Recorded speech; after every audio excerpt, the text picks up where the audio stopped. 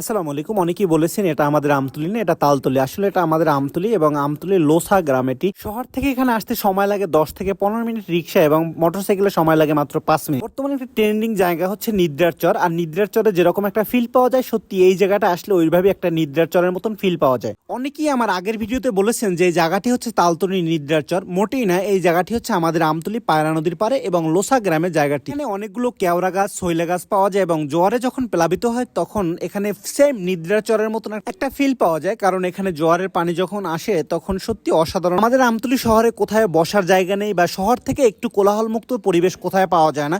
এই জন্য আমরা এই জায়গাটি সাজেস্ট করি আমাদের আমতলী শহরের আশেপাশে যারা থাকে বা আমতলী শহরে যারা থাকে এখানে এসে একটু সময় কাটাতে পারে। পায়রা নদীর কোলাহল মুক্ত একটা পরিবেশ এখান থেকে অনুভব করা যায়। আমাদের কাছে জায়গাটি একটা অসাধারণ জায়গা মনে হয়েছে এবং নিদ্রার চরের সেম জায়গার মতন এখানে মনে হয়েছে, কারণ নিদ্রার চরে আপনি কেওড়া গাছ পাবেন, শৈলা গাছ পাবেন। সেম এই জায়গাটা আপনি কেওড়া গাছ, শৈলা গাছ এবং জোয়ারের পানি পাবেন, যেটা আপনাকে একটা স্বস্তিদায়ক অনুভব দিতে পারবে।